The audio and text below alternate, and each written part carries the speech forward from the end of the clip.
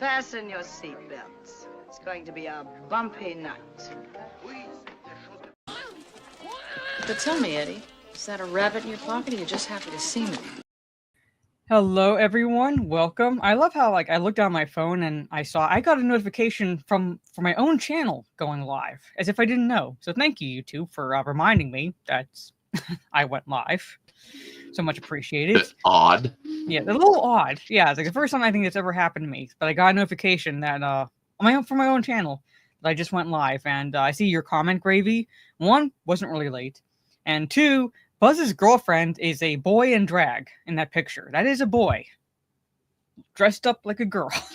Dear Lord. Yes, that is a boy. Are you serious? I am serious. That is a boy. Oh my God. Holy like shit. a girl for that picture. So that Buzz, poor kid. what the hell, man? Yeah. So that poor kid. Anyway. But anyway, yeah, so I'm just saying, for those who don't know, that is a boy in drag. So it's like, but yes, we are talking, because I see Conroy's comment as well. No, it's not 1988, it was 1990. Beetlejuice is 1988, which also starred Catherine O'Hara, but Home Alone was 1990, and the subsequent sequel, Home Alone 2, Lost in New York, is 1992. So, and Christopher Columbus, I was reading the trivia, originally was brought on, I knew this kind of, but he was originally brought on to direct National Lampoon's Christmas, but he quickly figured out that he and Chevy Chase were not going to get along at all, because Chevy Chase, from what I've heard, read as far as trivia, was an asshole. Actually, nice, not really a nice guy in real life. Chase. Yeah. And Christopher Columbus does come across as a genuinely nice guy, and he knew right away, I'm not going to be able to direct this movie, not without one of us killing each other, pretty much. So, and now Hellsing Ultimate makes sense. Yeah. You kick out Chevy Chase because he's an asshole. Yeah. It makes sense now. Yeah, and as a result, John Hughes pitched Christopher, gave Christopher Columbus the script for this movie, and well, the rest is history, shall we say? Pretty much, the rest is history. Which this relatively quickly, became a Christmas classic. Following it's actually was a box office success back in 1990, and according to the trivia, Joe Pesci and Daniel Stern, they weren't the only ones, but they did not think that this movie was going to do that well.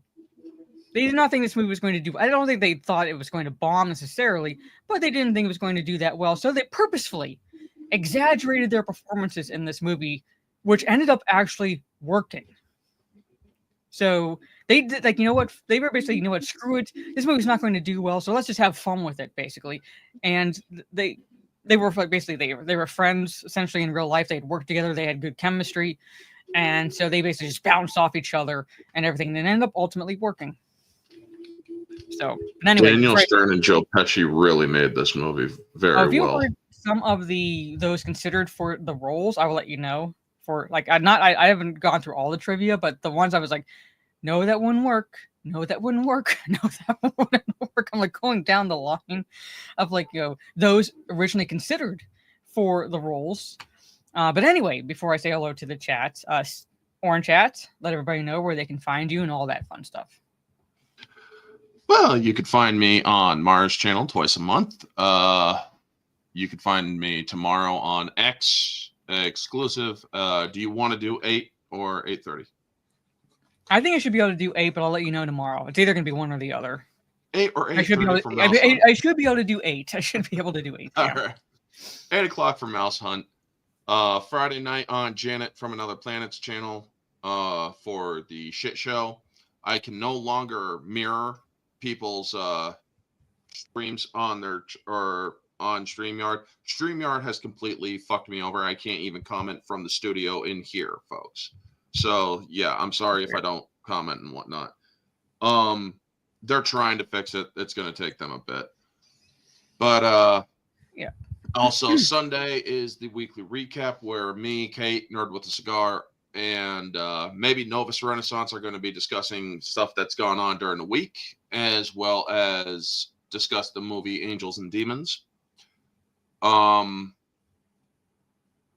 Tuesday or Monday will most likely be my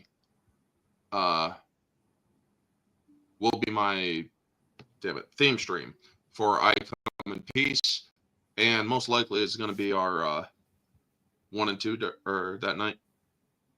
Well, Monday's going to be next week, chats, because next week is Christmas. Mm-hmm. The second of the 1s and 2s will be Monday. Yeah. So next Monday will be the sequel, Home Alone 2: Lost in New York, and then either depending on Orange Chat schedule, either Thursday or Friday would be the next singles. So but Tuesday and Wednesday, basically, if either of us do any streams, it'll be on our own respective channels or anything like that, because it's Christmas Eve and Christmas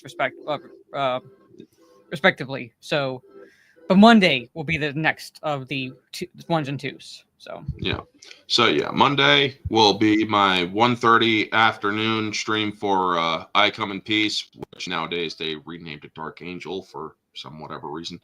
Dolph Lundgren, so yeah, and Aliens, so. But yeah, and then the Home Alone 1s and 2s on Mars. And still trying to get up above 1600. I'm at 1600, but got to really get to like 1610 just to make sure that I don't drop below 1600 again. So any help in that department, folks, helps a lot. And yeah, that's pretty much it. You can follow me at OrangeHat2185 or OrangeHat Revived on X, and well, yeah, I kind of pissed off Grok earlier, so yeah. so from the top I see Trey. The McAllisters minus Kevin are the worst family in history. I agree with you to an extent. To an extent, I believe they are the worst. They are close to the worst family in history. I think there are a couple exceptions, but for the most part, they are the worst family. Mainly Buzz and Uncle Frank. Mainly those two. Oh, I'm not saying like the siblings themselves aren't like up there, but in terms of like the worst, it's Uncle Frank and Buzz, and then Kevin's siblings are close. Yeah. So I mean, Fuller does kind of take a close, or he's also, I would put him in the top 3 of the worst family members, because Fuller, he knows exactly what he's doing, that little shit. Yeah, and that's Macaulay Culkin's real life brother, Kieran Culkin. No shit. That's his real life brother in his movie role debut, basically. So they have him as the little kid who purposefully drinks soda to piss the bed that he's going to be sharing with Kevin. So that is his real life brother in the movie. Which one? So, because it's like, okay, wait, Macaulay Culkin has like what, 5 brothers? Yeah, that's Kieran Culkin, I believe is his brother's name, and then his other brother, I know, Rory. I know he was in Signs. He was also in this, or he was also in Scream 4, I believe. Yeah, he was also in Scream 4. He was like one of like the ATV nerds, things like that. So, or whatever they call themselves in high school now, basically. The ones that roll in the TV and press play on the VCR, like whenever I was growing up, that was like their roles. Yeah.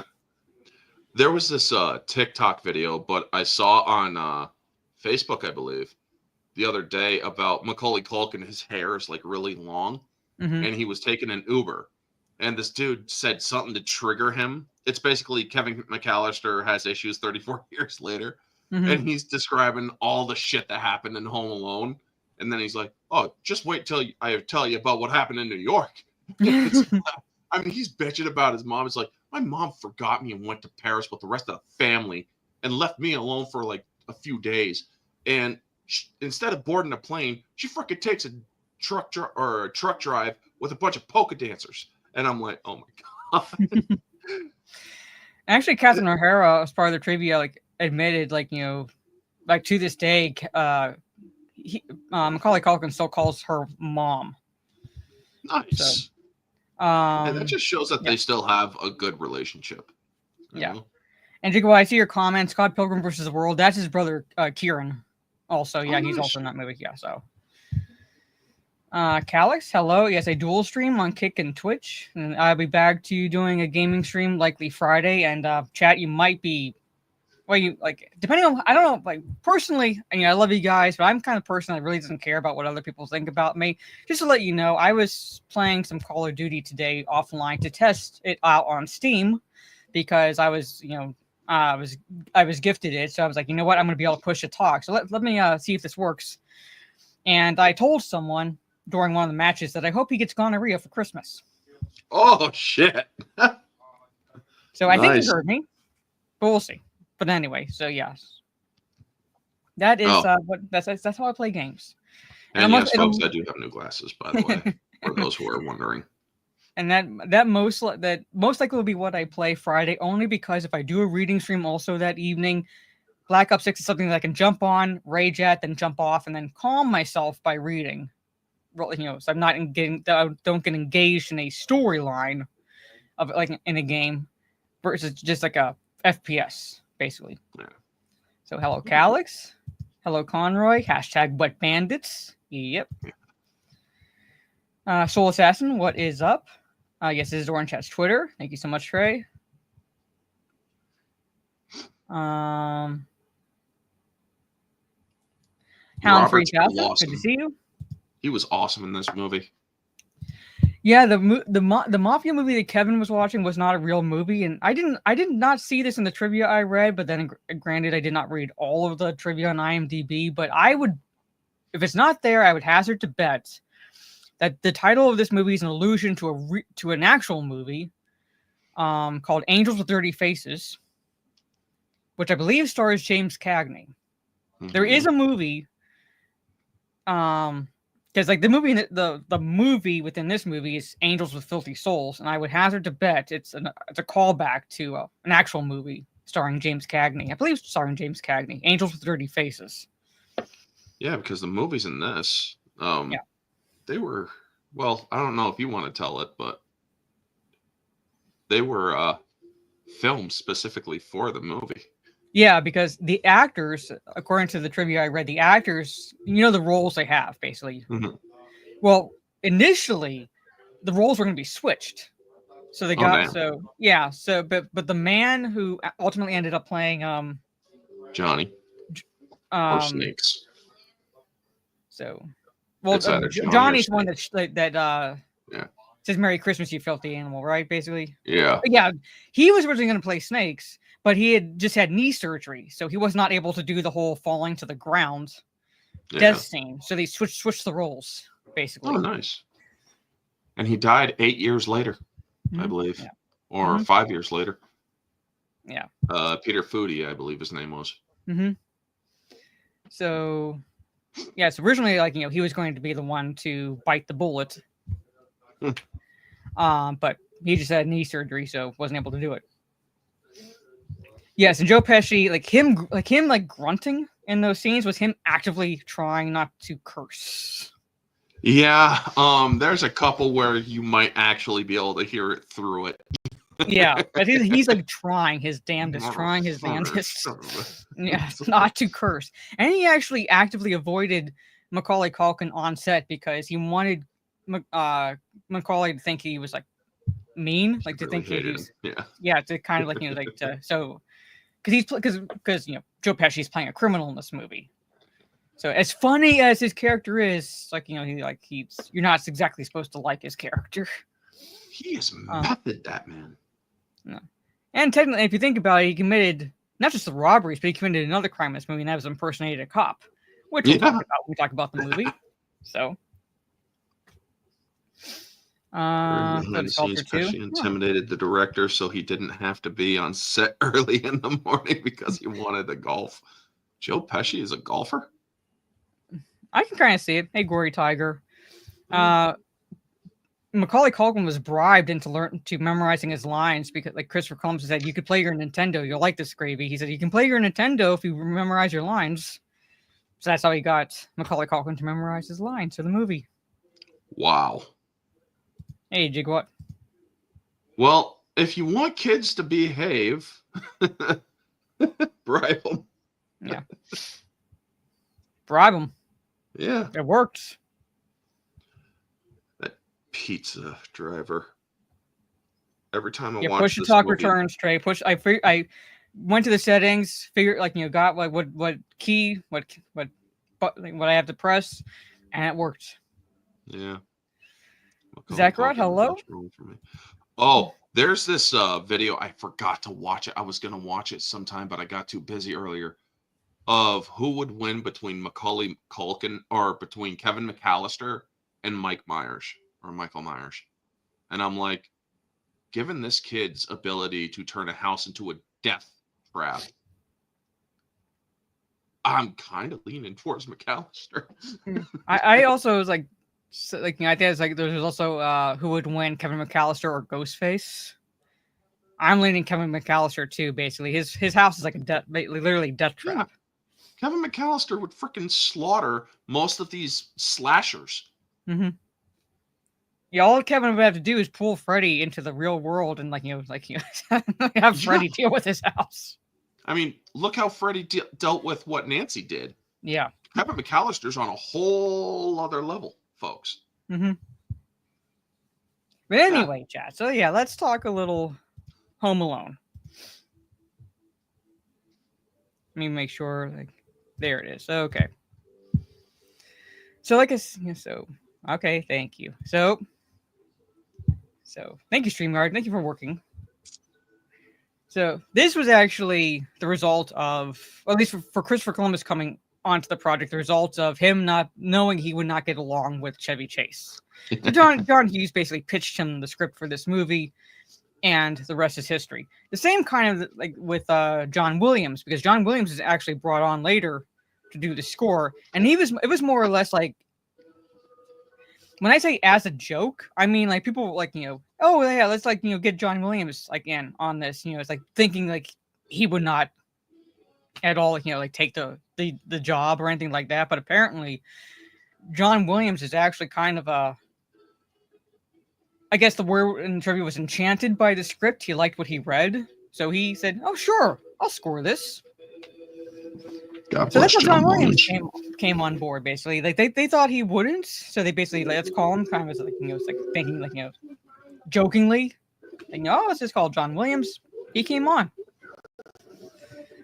So, and I think also John Hurd did not think this movie was going to do that well, and when it ended up making bank at the box office, he actually apologized to Chris Columbus on the set of the sequel, Lost in New York, before the filming essentially started, or soon after the filming started. Yeah, so John Williams scored this movie, and well, like I said, I was telling Orange at this one up probably being one of the shorter streams, because a lot of this can be just summed up essentially without going scene by scene or anything like that. Hello, Dario. And other dude you don't know is Orange Chat Reviews, Dario. So appreciate you being in the chat. I was going for that. Yeah. I was going for that with the robe and the sunglasses. Yeah. It's also chilly in here, so yeah. Yeah. It's getting colder over here too. Let me see if I can get a shot of the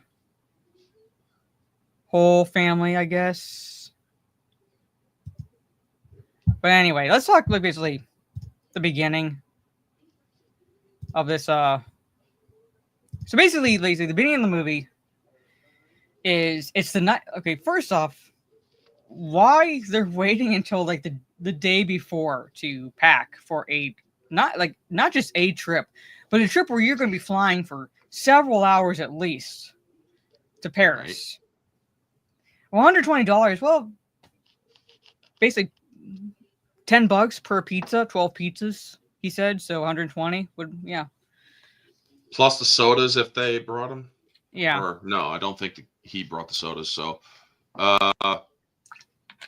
plus delivery charge, because back then there was a delivery, or no, yeah. They didn't do delivery charges yet. Why? I don't regardless, I mean, think about it also.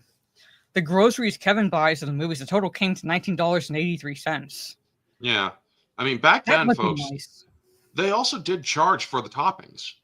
Mm-hmm. So that could also be a factor. I mean, 10 pizzas, $122. So, yeah.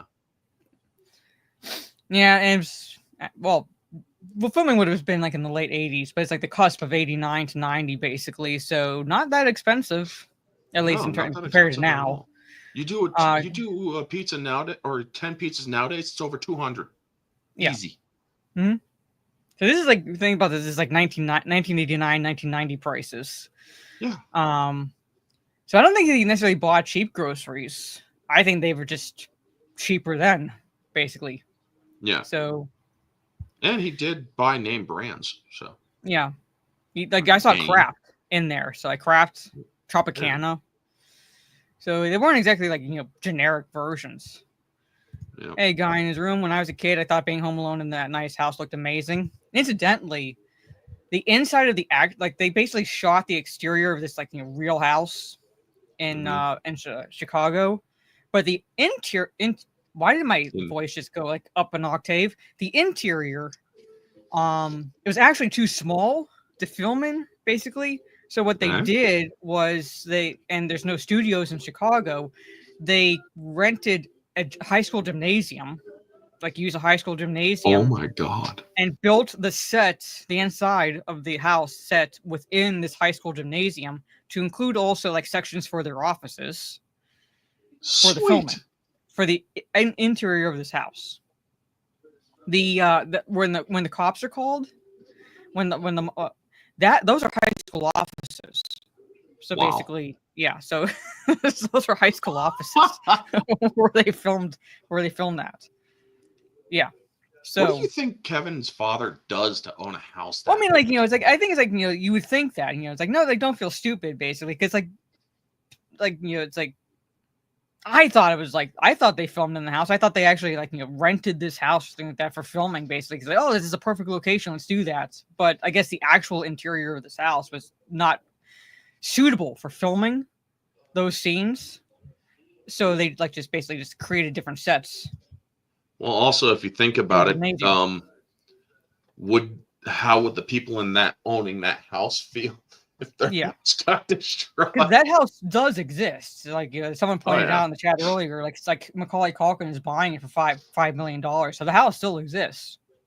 Nice. They kind of did the same thing with the house in The Christmas Story, basically, where they shot the exterior scenes of an actual house, but for the interior it was like a set. And someone bought that house and actually recreated the inside to mirror what we see in The Christmas Story, and actually you could actually go tour that house, I believe, still. Dude, sweet. So the Myers house was I think it was an actual dilapidated house because what they did was they filmed it backwards.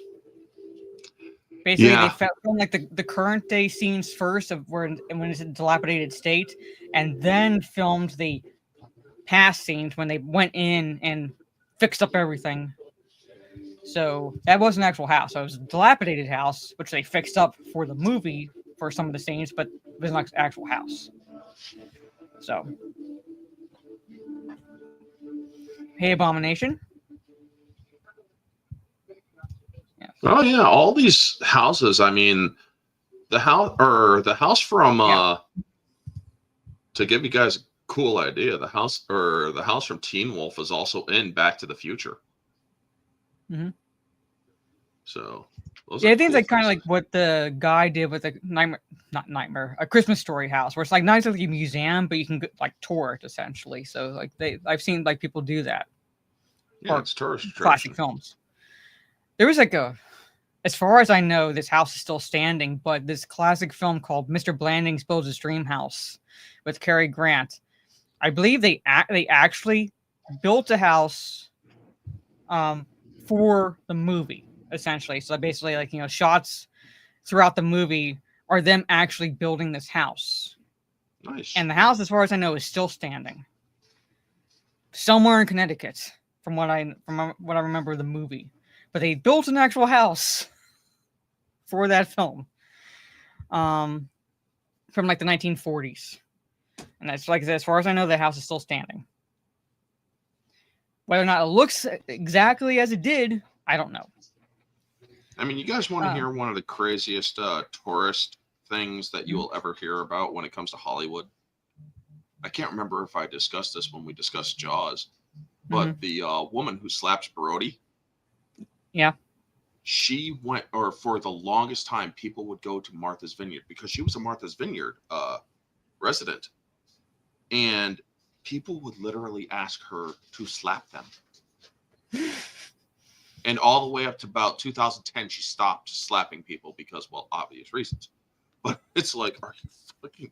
To be fair, I think, hold on, Buzz, Jeff, the two daughters, the McAllisters are like the McAllisters themselves, Peter and Kate McAllister only have 5 children. Mm-hmm. Then you have Uncle Frank and Aunt, what's her name, Leslie?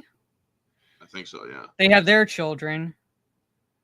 Heather McAllister says her parents are in Paris, so she's, I guess, visiting here and then going back to Paris, or visiting her parents in Paris. So, yeah. So that's 6. So yeah, so it's like not all the kids are theirs, but to think about it, yeah, I'd still say they most likely both worked because you have 5 kids and look at that size of that house. Oh yeah, It wouldn't exactly be cheap to like for like just one of them to be working. Bells, whistles, all the trimming. I mean, holy crap, Yeah. that family was loaded.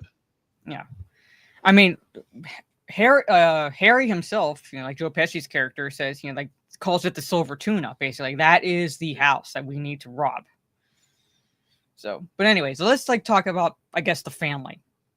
So like we're gonna kind of like group everything together, so we're not exactly talking here and there about the same thing. So the McAllisters. What did you think about the McAllisters, the family? I think that for the most part, it's any dysfunctional family, really. You got the siblings that all pretty much hate each other, but also cannot stand the youngest. I mean, when you are the youngest, folks, take it from somebody who is the youngest. Your older siblings don't want anything to do with you unless they absolutely have to. Especially at that age, because I am the oldest. And I do have 3 younger siblings, and like we're pretty tight now, basically. But like when we're teenagers, I'd be like, fuck off. Yep. Basically. I mean, back then Kevin, he is the most inquisitive, and that's what I like about him. And he's just trying to, the kid has a self-preservation complex that really does work because it's like, I don't want to sleep with Fuller. He wets the bed. Because if you think about that, in the cold night or whatever, up in an attic, and that kid freaking wets the bed, fuck, dude, you could actually literally catch pneumonia or some shit. So, but going to Buzz and the other ones, I mean, his brother that's actually in back of Buzz in this photo, Kevin, you're such a disease. And it's like, really? And his sister calls him the incompetent in French, les incompetents. And, but all of them are basically riffing on the kid because he's only 8 years old. He doesn't know how to do anything yet. And my God, Buzz, it's like, seriously, this kid needs... Buzz is the worst. Like, the other ones are not good, but Buzz is the worst. I would almost say that Buzz needed, what's the damn... Scared Straight. But I don't think he ever did anything that was, well, too bad, except for, Playboys and other shit, and dating a drag kid. But oh my god! But purposefully eating a fucking cheese pizza, that's low. Yeah, that's low. Because I was a cheese pizza eater back in my day, and if Kit or anybody touched my pizza, I would scream. Yeah, I think that Buzz is the family overall, of the kids, Buzz is the worst. Yeah. Fuller also, because Fuller knowingly drinks a soda and looks at Kevin and gives him that freaking twisted ass smile. Yeah. Yeah. Then you have Uncle Frank. Oh Jesus. Who is cheapskate. Yeah, which Kevin calls him Mr. Cheapskate in the sequel, basically, but he literally is a cheapskate. He when he takes the pizzas, he's like, he shirks paying for them because it's not my house, basically. It's like, it's like my brother's house. You'll pay for them, basically. It's like they're in first class. They make sure the champagne is free. He has his wife put this, the salt and pepper shaker. It's like, it's like, It's real from the crystal. Put them in plane, your, on a plane. Put them in your purse. So calls Kevin a jerk. He pretty much is a mooch. He's a combination of a Scrooge and a mooch, basically. Oh yeah. I mean, it's like, holy crap, dude. That's the kind of guy, honestly, that I wouldn't say, or I wouldn't object to old man Marley cracking him with a shovel. Yeah, pretty much. Because it's like, dude, you are a parasite. The role for Uncle Frank, if I remember the trivia correctly, I don't know if it was actually like written with like this actor in mind, but originally they were considering Kelsey Grammer for the role of Uncle Frank. No. I think like they wrote the role with kind of Kelsey Grammer in mind when they were like writing the script. I'm glad it wasn't offered to Kelsey Grammer. This guy, this guy actually is nice in real life, but he does play this character very well in this movie. Yeah, So Kelsey Grammer, as much as I like him, like he would come across as just stuffy. Basically, I would see him and see Frasier, basically. He doesn't fit the personality. Not really. As I said, like he's more of like the stuffy, basically. Yeah. Like, I don't see him fitting that kind of personality. I mean, I loved him in Expendables 3, but because it was way off of what he's ever done before. Yeah. Hey, Bradley. Yeah. So I'm saying, like, it's like I'm glad, and well, it's like basically I don't think there's too much to say more about the family because let's talk about the mom and the dad, basically. John Hurd and Catherine O'Hara, basically, because Christopher Columbus was pretty instrumental in the casting of this movie, along with John Hughes, and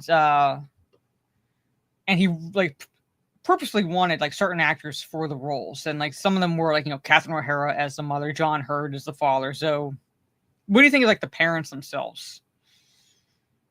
Honestly, I thought that they did a good job. John Hurd did a good job as a parent that was slightly attentive, but also he was the laid back dad, even though they were a family of means. Mm-hmm. The mother just seemed to be extremely busy all the time. She played a great job, but once she realizes her mistake, she is distraught. So I actually like the dynamic that Catherine O'Hara brought to the role, because what they say to each other and measured against what happens, it actually happening and whatnot. Mm-hmm. It is just pure devastation, and she plays it brilliantly.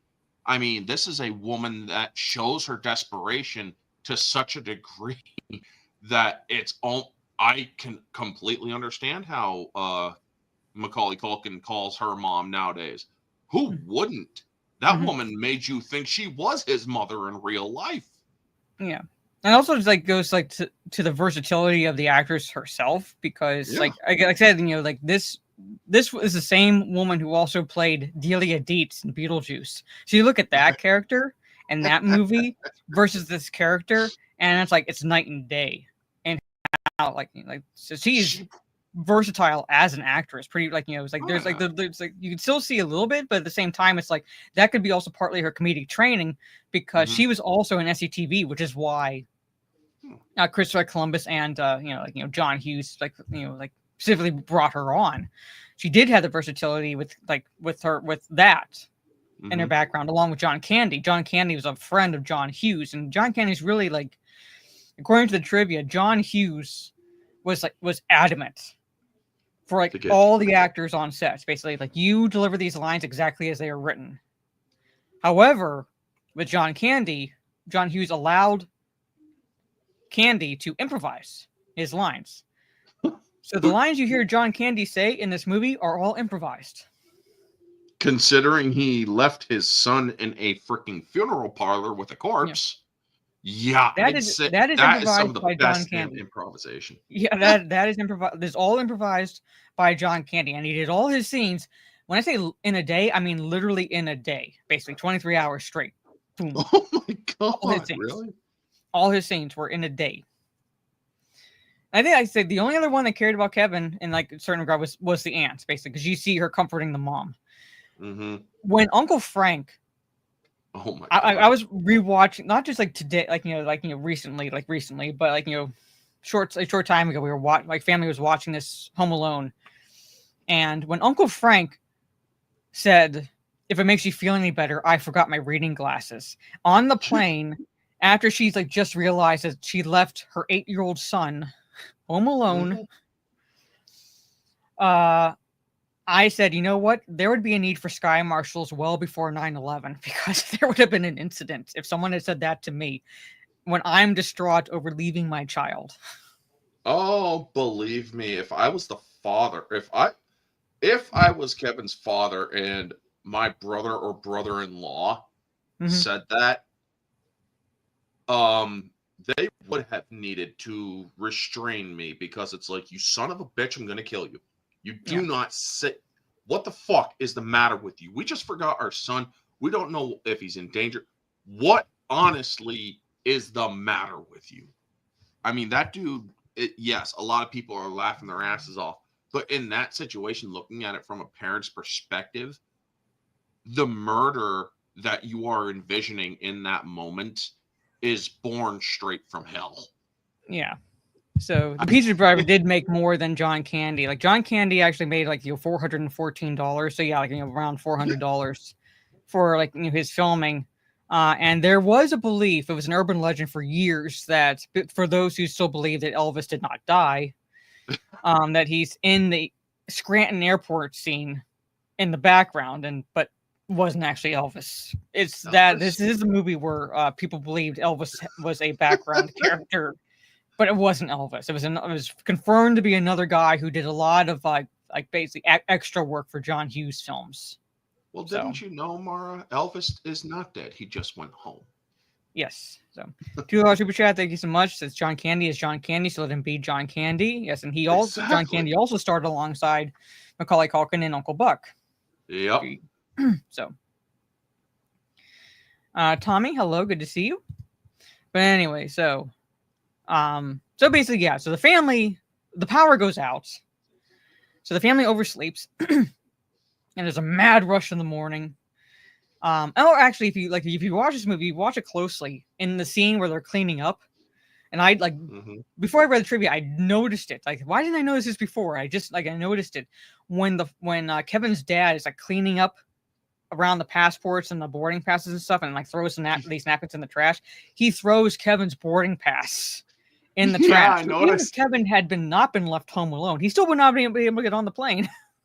Yep. I noticed pass. that too for the first time. And I'm like, wait, was that Kevin's boarding? Holy shit. Oh, yeah, I noticed that. I was like, oh, it's a little bit of foreshadowing and a little bit of knowledge that Kevin would not have been able to go to Paris anyway. So, exactly. It's like, holy shit. Yeah. Yeah. He died in 2017. Mm-hmm. So. I mean, I could make an inappropriate joke, but I don't want to. Yeah. And so, if you want to, speaking of SCTV, if you like want to watch funny clips, I actually prefer SCTV as much as I love the original SNL, Saturday Night Live. I actually prefer SCTV over SNL.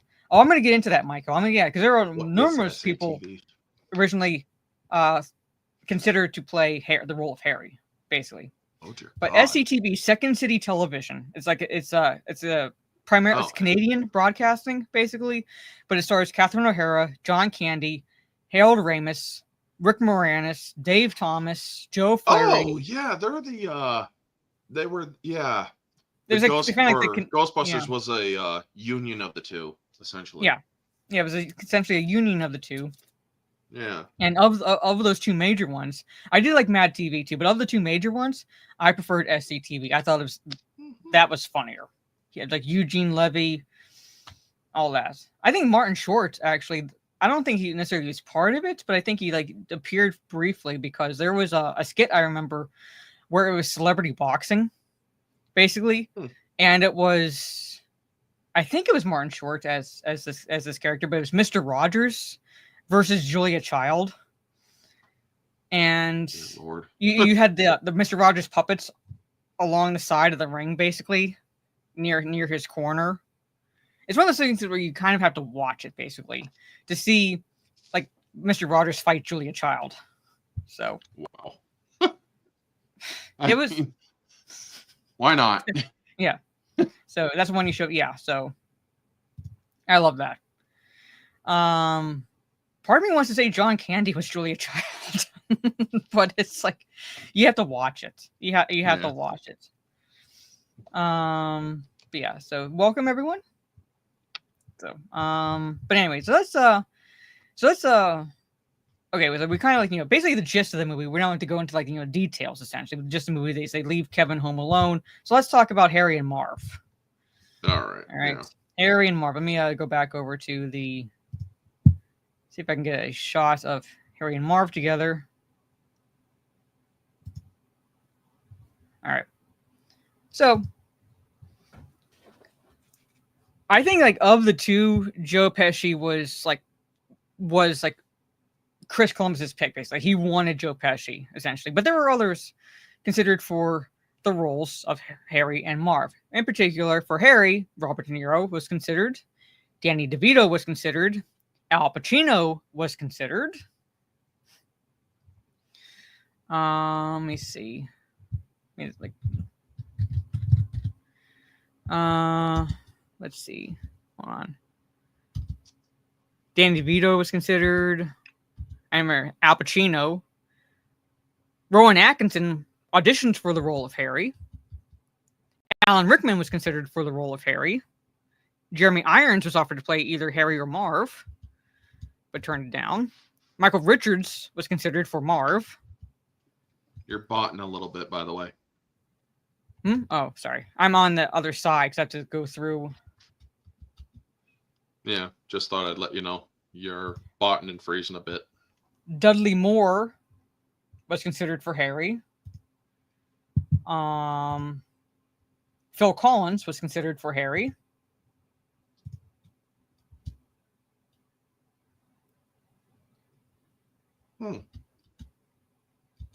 Let me see. Gilbert Gottfried and Kevin Pollak were considered for the role of Harry. I can slightly picture Pollock, but not Gilbert. No. So yeah. Well, actually, no. Gilbert Gottfried, the high up pal, I can picture him saying that.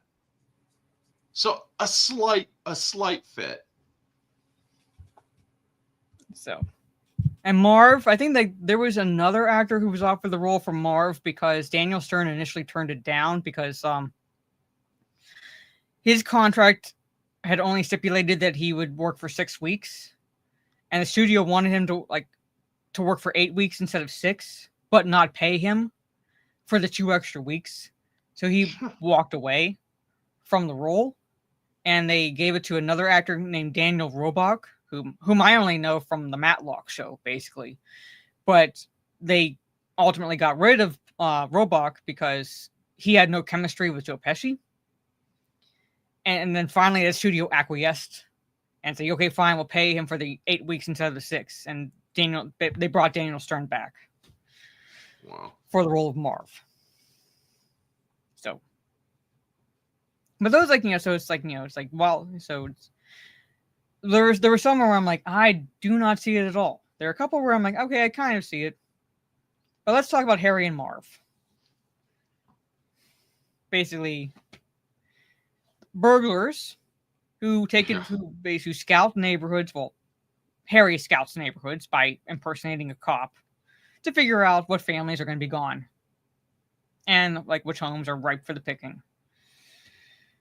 So, what do you think of their dynamic? Their dynamic is nuts. I mean, I love it. It fits because these guys are both ambitious in their own way. Because if you think about it, you got one who is it's like he wants to make a name for himself as the Wet Bandits. The other one is in it for the score. One's in it for the glory, the other's in it for the thrill of the score itself, not for the glory of it, Mm-hmm. which is Joe Pesci, where Daniel Stern, Marv, is in it for making a name for himself. Yeah. And also having fun too, but they are opposites, yet they are opposites that clearly attract in this case because their motives are completely different.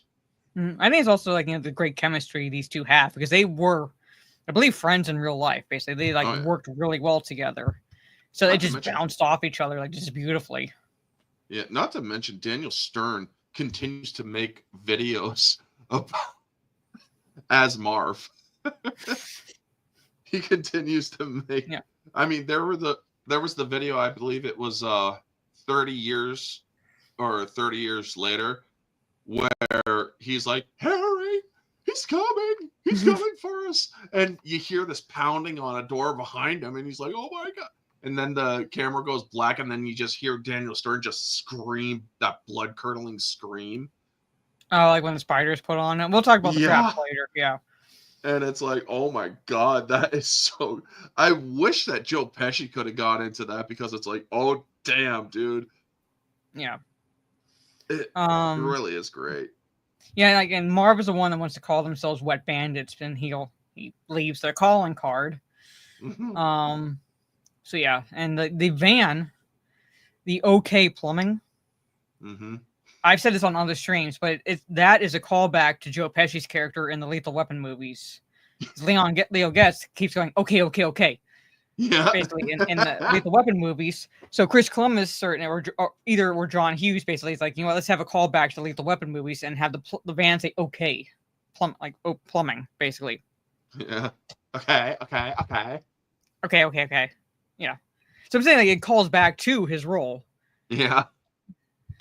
I did that a little too well, didn't I? Yeah. And the only other character, because we talked about how like basically Angels with Filthy Souls is fake. So sorry to spoil that for you all in the chat, basically. Oh. But the only other character that's of note in this movie is Old Man Marley, played by Robert Blossom, who I believe was in the adaptation of Stephen King's Christine. I think he's the one that sells Christine to the kid. Mm-hmm. Of course, much thinner. Basically, it was like a role before Home Alone. But he's not exactly a big character, at least not until you see him like actually talk to Kevin later on in the movie. But the story that Buzz tells. Oh yeah, the salt and the mummies and whatnot. Yeah. Now, I mean, I was watching this and like I can see 8-year-old Kevin kind of falling for it, but I'm looking at the older kid going, "You're fucking buying this?" Yeah. It's like, are you serious? But then again, it could just be how well Buzz told the story that really brought it into it, you know? But as for Robert Blossoms, I think I've only ever seen him in one other movie, and that was The Quick and the Dead. Mm-hmm. Oh yeah, he was in that. He was the doctor. Mm-hmm. I think that was after this, right? So, yes, that was because Robert, like I said, like Christine, he was in Christine, and then he was in this. I'm not saying these are his only roles, but later on he was in Quick and the Dead. So, but I absolutely love his role in this because he's like, you've probably heard a lot of things about me, and I just want to let you know that's not true. He's just so cool about it. Mm-hmm. Because every time Kevin sees the kid or sees the man, he fucking screams or runs or whatever. Yeah. Mm-hmm. To the point where Kevin actually commits shoplifting accidentally because he's panicking. He sees Old Man Marley, and he like. Well, also he comes up with a bloodied hand because he injured his hand. Yeah, and it's like, how? I mean, this is also a guy that's been told about maybe has done some really nasty stuff, the Shovel Slayer or whatever they call them. Mm-hmm. And it's like, how would you react, especially when this guy's looking at you? Like, no, I'm saying Kevin actually, like, you know, in his panic commits shoplifting because he's running away. He's running away from Old Man Marley. He's seeing this. Mm-hmm. He's remembering the story, and he runs off holding the toothbrush that he was going to pay for. So basically, he's broken up about it. Yeah, he's like, I'm a criminal. Yeah. I mean, That's the thing about Kevin. This kid has the most mischievous mind, yet he also has a sense, an extreme sense of morality. Mm-hmm. And Yeah. I really like that dynamic about Kevin McAllister as well. But when it comes to Robert Blossom's, the best scene ever was in that church, because he meets his match in an 8-year-old. Yes. This 8-year-old convinces him. It's like, well, what if he won't talk to me? Because he's estranged from his son, and he's only ever allowed to see his granddaughter at night when she's singing in choir. And it's such a heartbreaking story, but it pays off because Kevin tells him, he's like, I think you need to call your son, you know, at least you or, well, what if he won't talk to me? Well, then at least you tried. Well, at least you try. Like, at least you'll know. At least you'll know. Because like you won't keep asking yourself, what if, you'll know. Exactly. Yeah. And it is such a great moment because this is an old man who is very much imparting wisdom as much or as well as receiving it. And he receives it from an 8-year-old kid that at first was led astray because of Buzz, but it is just such a nice way that those two became, well, essentially did become friends. And Robert Blossom's character is semi-indebted to Kevin due to the fact that Kevin did get him to talk to his son again. And as we see at the end of the movie, well, it turned out for the best. I'm just going to get a shot. See if we can get a shot of them too. Yep. Yeah, so. Merry Christmas. What? Yeah, like Kevin says Merry Christmas. I mean, like, how, what? Because Kevin, like, you can see the look on his face, like he's like ready to run. Yeah. As he's seeing the old man Morley approach him, and he just, Merry Christmas. Huh? And he's like, huh? May I sit? Yeah. Huh? Yeah. Yes. Sure. I mean, I love that scene. That scene actually does kind of get me to shed a little bit of a tear because it shows that it is really that emotional because this is an old man that is semi-broken a little bit because of him and his son being estranged. Mm-hmm. It really is such a nice. I'm a very family-oriented person, folks. So hearing things about people who are estranged from family due to whatever grievances they have, it does kind of pull at my heartstrings a little bit. It's like, you need somebody to mediate. Get somebody in.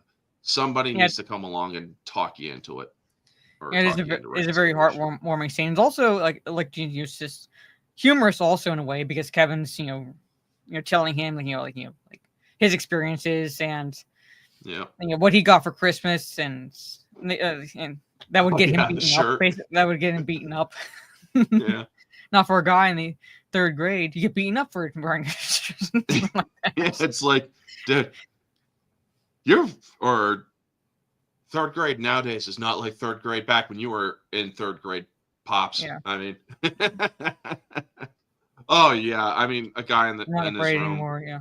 I love that scene I love when the cop puts his hand on like Harry's head, like after like Harry got his hair singed off. He's like, hands off the head, pal. I mean, that scene where he comes up, I'm not afraid anymore, and then the guy shows up. And he just and he screams and like the runs way back that into he the bends house. down or squats down just a tiny bit is like, did this kid just piss himself? Yeah.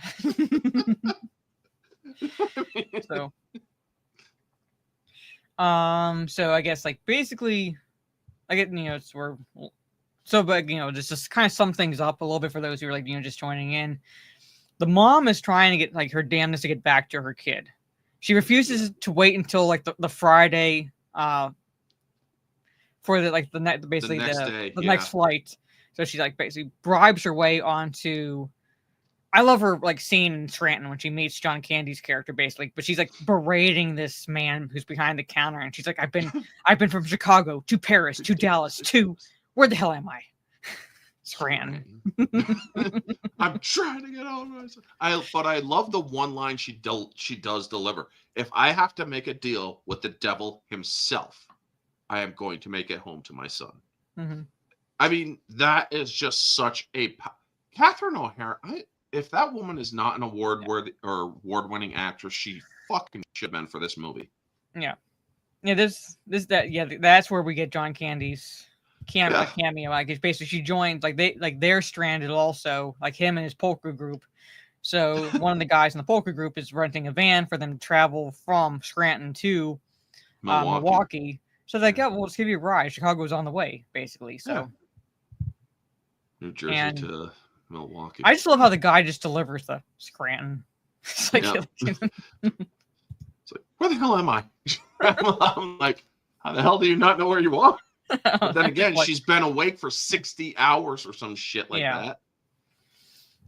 So we've basically, and now, like, basically, you know, Kevin's, he's having his little, like, epiphany, change of heart, that he misses his family because he wished that they would disappear early in the movie because he was upset. Everyone was upset. He was mad. He's like, you know, it's like, I hope I never see you jerks again. Wakes up and thinks he's made his family disappear.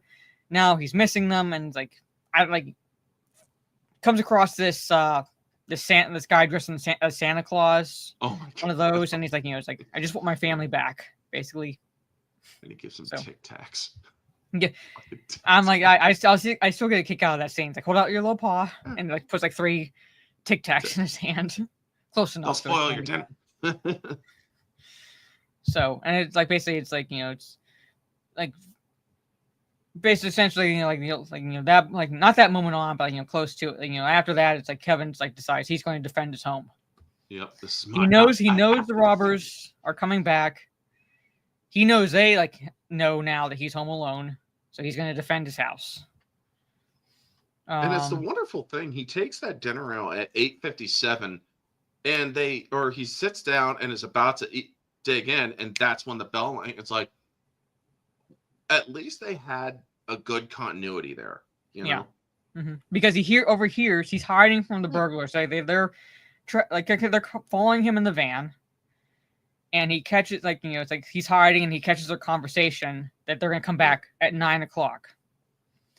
Also, like, there's good continuity also because when the Kevin's mom and dad were having the conversation in the plane, where the mom's trying to figure out, like, what did she forget? She can't put her finger on it at that point, but she knows that she forgot something. And she said, "Did you close the garage?" And he's like, "I forgot to close the garage doors. That must be it, basically."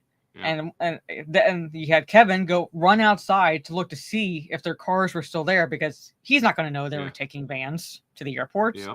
He sees the cars, and like, they could not have gone to the airport, and that's good continuity there. The garage doors were left open. So yeah, good use of Christmas music as well. In this movie. Yeah. I mean, when did Trans-Siberian do the Carol of the Bells? Because I could have sworn that this movie definitely inspired their version of Carol of the Bells. I'd have to look that up. John Candy's role was actually inspired by his role from Planes, Trains, and Automobiles. No shit. So basically, how he portrayed the character in this movie was kind of like, you know, a callback to his character in Planes, Trains, and Automobiles. Nice. And so let's okay, we're not gonna, I guess, exactly go talk about all the traps, but I wish I could play like this part here, all the traps. Let's just, well, let me just like play this a little bit so you can see the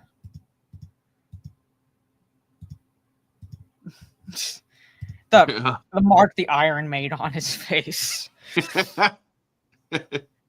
The Christmas bulbs, I know part from the trivia, were made of sugar, so like he would, so he could step on them. But it was Daniel Stern that said like he wanted to do it in his bare feet.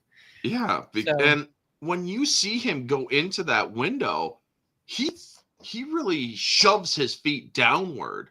Yeah, he really thrusts his feet down when he gets into the window, and it's like, damn, dude. I mean, what were you thinking? That I'm like, ouch. Like when Marv steps on the nail. I think my favorite trap was the flamethrower on the door. Yep. Fun thing or fun fact, folks. I know the pain that Marv felt when he stepped on that nail. Because, well, yeah, I've stepped on a nail. And it doesn't feel too good. Yeah. Ever. Yeah, Kevin is psychotic. And I think the one trap that my dad howled at was not just the flamethrower one, but when he has like the plastic wrap stretched across the door with sticky residue on it. Tar and feather. And then like Harry triggers the fan with the feathers. Mm-hmm. So when Marv sees him, he's like, "Why are you dressed like a chicken? Why'd you take your shoes off? Why the hell are you dressed like a chicken?" Like a chicken. But I love how the doorknob. I love that. Yeah, the scar burned it, or the M burned into his hand. Yeah. Yeah. It's like, that is a pain you will never forget. No. Oh, the icy steps, basically. Yeah. Like they're like Kevin. Yeah, he's predicting his house, but he's also psychotic. It's not so much psychosis. It's that this kid is thinking about every I wouldn't call it psychotic. I would actually call it like extremely well thought out. This kid covered every freaking base except for the one that gets him caught. Yeah, it might have been a Raiders of the Lost Ark reference. So I guess I didn't go through all the trivia, but the mark on the hand, basically. Oh, yeah. Because I think, from what I read in the trivia, John Hurd at one point was married to Margot Kidder. So it could have been a call back to Raiders of the Lost Ark. I don't know. But yeah. But so one of the fun things when he's running in the other house and he's going through the basement, which is flooded, mm-hmm. I only picked it up years later when I'm watching it as an adult. That was a house that Harry left the water running on. Yeah. Or one of the water running on. And it's like, huh, that wasn't Kevin's doing. Nope. 1, 2, 10. That's another thing, another part that my dad kind of laughed out. Even though the Buzz is an asshole. Yeah. Yeah. Even though Buzz is an asshole, he's when he's giving his reasons why he's not worried about Kevin. He's like A, 2, D. Yeah. Yeah. A, I'm not that lucky. 2, we have smoke alarms, and D, we live in the most boring neighborhood. Well, I know it's Karen Allen, but at the same time, it's so. But I love that Margot Kidder kind of looks like Karen Allen. So yeah, they do. Oh my God, they could pass for sisters. Yeah. But yeah, the prank with the 1, 2, 10 with the shooting and whatnot, that it works twice. Once with the pizza man and twice with Marv. And Marv had seen the movie, he just couldn't place it. And it's like, oh my God, I know I've heard that name Snakes before. Snakes. I don't know no snakes. Yeah. But oh my God, it is just so freaking hilarious. Because if you think about it, if you were popping those firecrackers off in a pan like that, close to and playing the gun shooting, that's what's known as audio enhancement, folks. And yes, it is all the more convincing. Somebody actually did. I can't remember where I saw this video. I think it was on Instagram when I was there, or back when I was on Instagram. But somebody actually did. It's like, will this help mimic a gunshot in a pan? And it does. Mm-hmm. They actually did the damn test. And this is my next favorite one. Let me see if I can get a shot of Marv. It's like, don't move. And the look on Daniel Stern's face. Yeah. As he's raising the crowbar. Yep, right here. Oh my God. Hold on. You go back. Like that. And that's what Harry sees. What are you doing? Marv. Oh shit. Did I get him? And Harry grabs a crowbar and just whacks Marv. How do you like it? You jerk. I love how Joe Pesci says that, dude. It's like, oh shit. Yeah, jerk. He puts the in the jerk. It's like, and jerk. Like I said, these scenes are what really make the movie. I think the movie itself is overall enjoyable, but the trap scenes are like what make this movie, especially like, after this scene where Kevin has rigged up a zip line to go from the attic to his tree house, and he's telling them, "I'm going to call the cops," and Marv is ready to run, and Harry's like he's like, "From the tree house." I love like how he says that to Marv. "Gonna call from the tree house." You're muted. You're muted. Yeah. He's gonna call the cops from a treehouse. It's like, oh my god, dude. And so so they're like slowly making their way. They're hanging from the rope and they're slowly making their way. And then you see Kevin taking these big edge the clippers. rope. Yeah, and like Harry's like, turn back. Go back. Like, that's like, oh my god. It was like At some side of the point, house. you gotta wonder when these guys are, or it's like, at some point, you're wondering, why are you guys still going after this kid? Yeah, like when at some point, way back, you're like, that's when you should have given up. Just leave the house. I mean, after that, it'd be like, fuck it, this ain't worth the shit. Like they use marbles on the floor for them to slip on, basically paint cans to the face. Like Harry loses his gold tooth. Oh my god, yeah. Which is found later by the father. Yeah. Honey, what's this? Approximately $200 in your hand. Yeah. So, and kind of fast forward a little bit. Kevin is ultimately caught by them, but is then saved because Old Man Marley sees what's happening. Yep. And enters the house, which I would plausible to assume that the burglars would have left unlocked anyway because they just robbed it and they don't care to lock back up essentially because they know these people aren't going to be home anyway. Yeah, there's a house they robbed, so they're not going to bother securing the house back up essentially. Yep. So plausible for him to I'd say plausible for him to be able to get in, and then just that big shovel just bam. Against the back of Marv, and then Harry turns and whack into the face. Yeah. I mean, I love that I wish, now honestly, from an editing standpoint, objectively speaking, I wish that they would have, it's a nice surprise, which I think is what they were going for, because he just shows up and walks up and back of him and whatnot. But nowadays, I will say that they would have probably spoiled it a little bit by having Old Man Marley notice what was going on from a distance as he's walking home, or called his family from his house and saw this. I mean, it really is a nice scene, but I just have a feeling that there was a little bit more to it than that.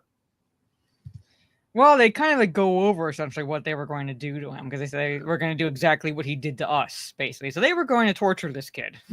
Well, yeah, it's like we're going to smash his face with a knife. We're going to blowtorch his head. We're going to freaking bite his fingers off one by one. And it was about to start, too.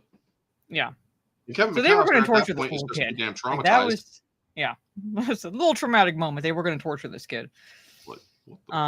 Mars' face took so much damage. Yeah, pretty much. And the iron to the face, paint can to the face.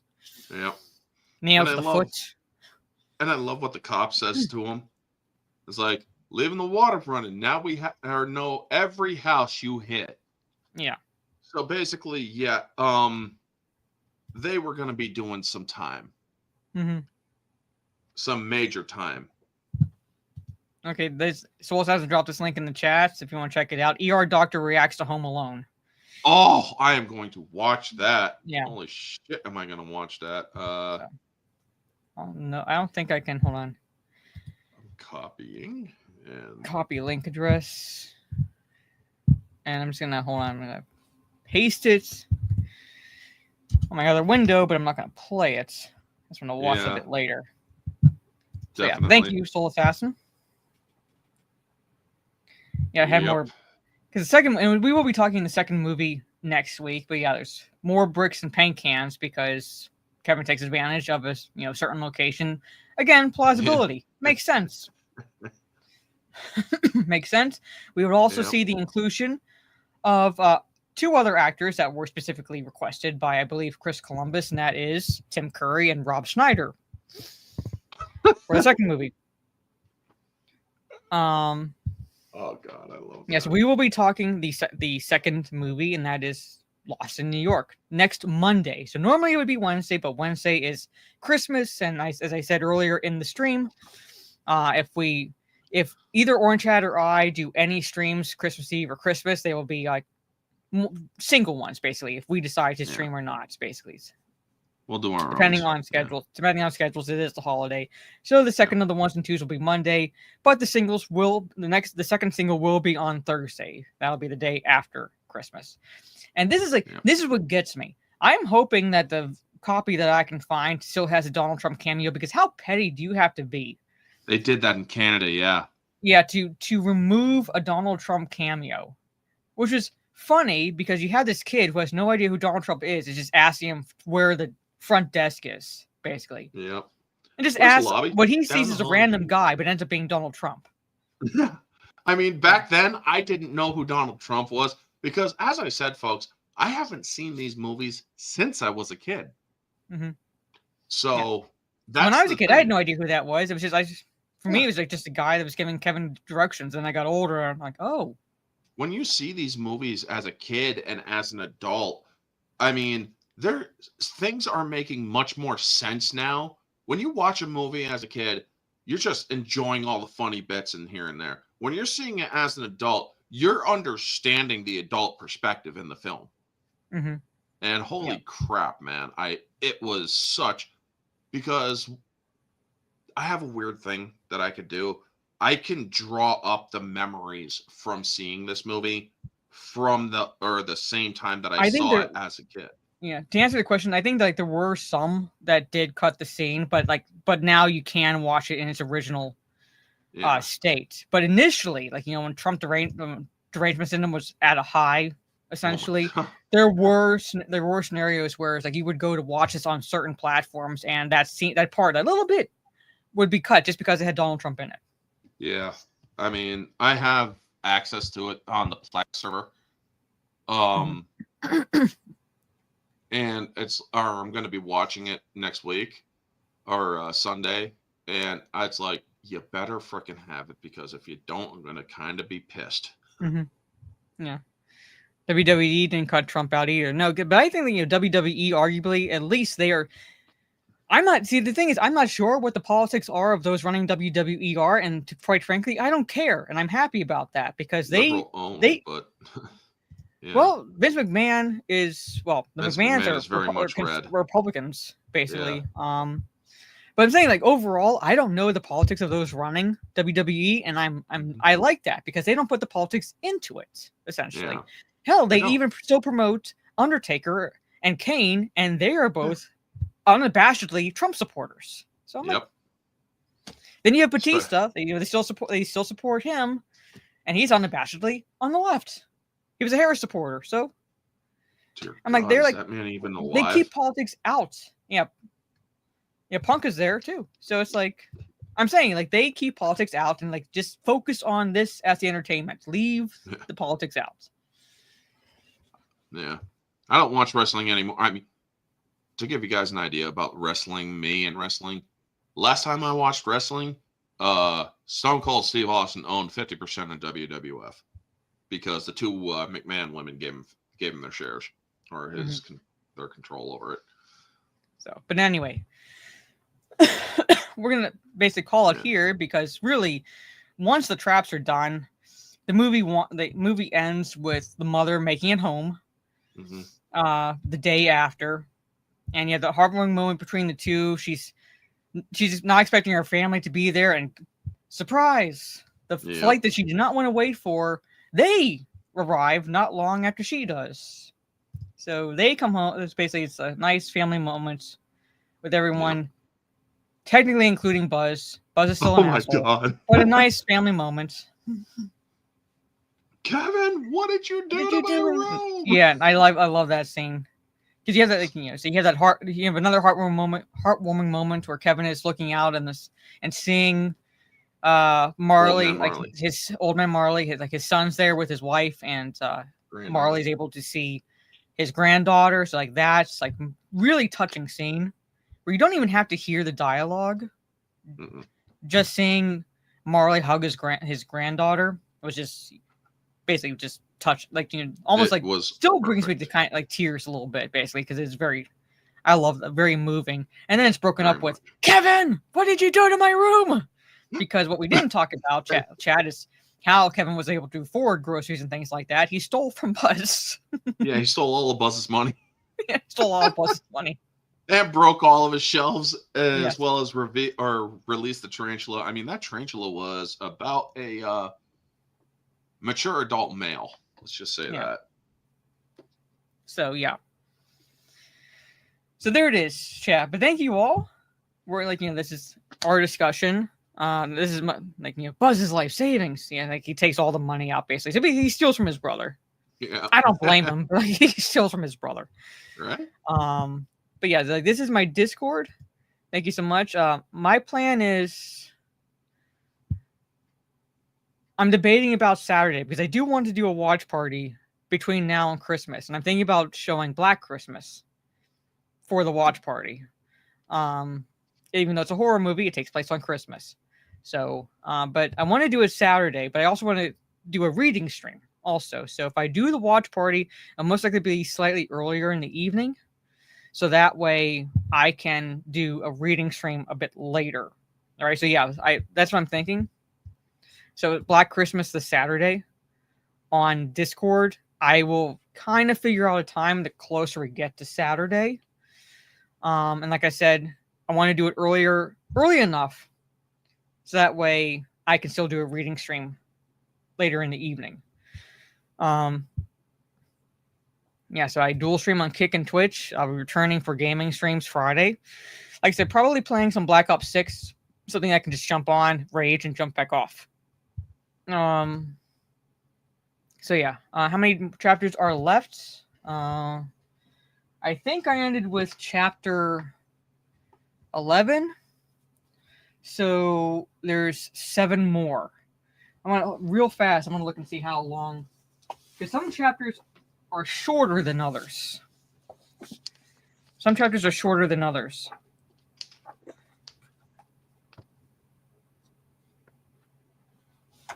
So yeah, I'm on chapter 11. So we'll be starting chapter 11 next reading stream.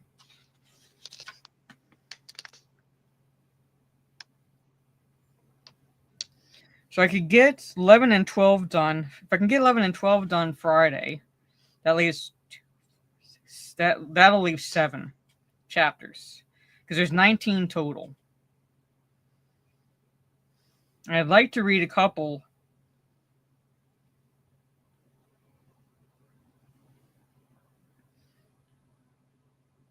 Yeah, I'd like to do a couple or so Saturday to try to maybe get it done before Christmas, but we'll see. That's how many are left. There's a total of 19. So I don't know. I'd have to go look through to see like what I have to do. I don't know if it's on Restream side or OBS's side, but I have that's why I'm not streaming until Friday, to give me a chance to really look at it. But for some reason, OBS was not reading Restream. Even though it wasn't reading Restream, I was still streaming to both Twitch and Kick.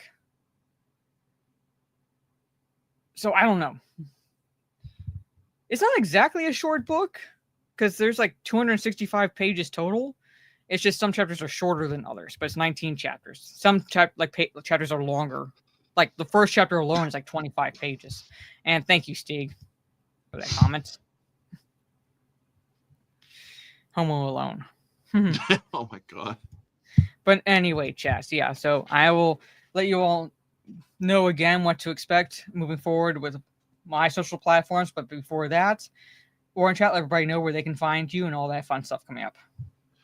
You can find me on X. You can find me on YouTube, and well, Facebook under my name. But you'll still, or just look for my logo and you'll find it.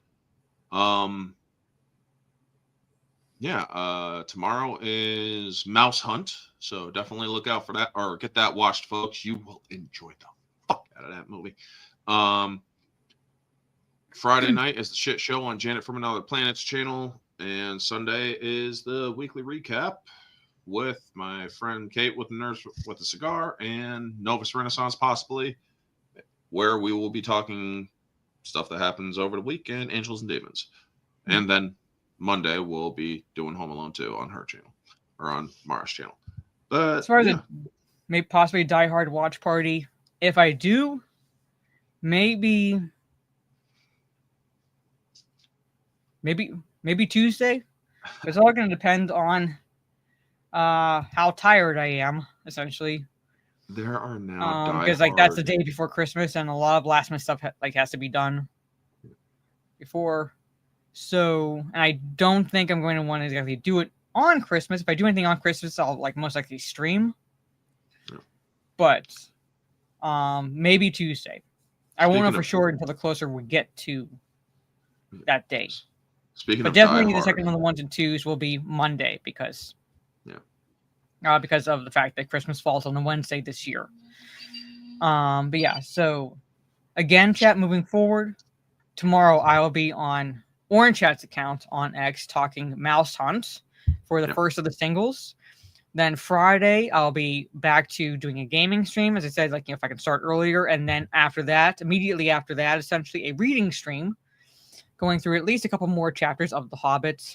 My plan also is to start a watch party, like I said earlier, a bit earlier in the evening, Saturday, so that way I can do another reading stream Saturday evening.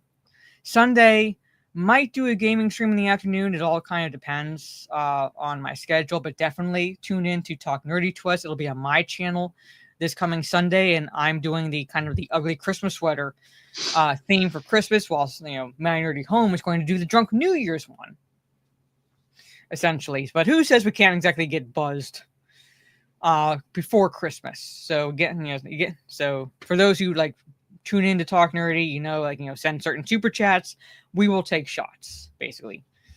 Oh, I'll also show you guys this on my throne, which Trey puts here.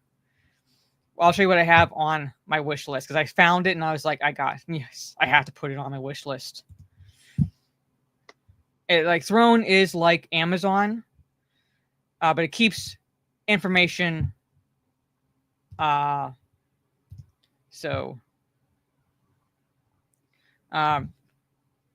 It doesn't dox anyone, essentially, is what I'm trying to say. And this right here. This one here. Middle Earth map, 16-ounce printed pint glass. So I saw it and I was like, I had to put it on there. Just so I can do a reel on Instagram. That's, this, my friend, is a pint. It comes in pints. I just don't want to do a reel with that, basically. But I saw it and I was like, okay, I have to add it to my wish list. I might come back to Instagram just to watch that. Yeah. So, but anyway, Chad, thank you all again for hanging out with us. Again, tomorrow is Mouse Hunt on X, so it's an X exclusive. So tune in for that. And then next week, Home Alone 2, Lost in New York will be Monday, and then Thursday, the next single will be Scrooged. So take care, everyone. Have a good rest of your day or evening, wherever you are in the world, and we will see you all tomorrow. Peace.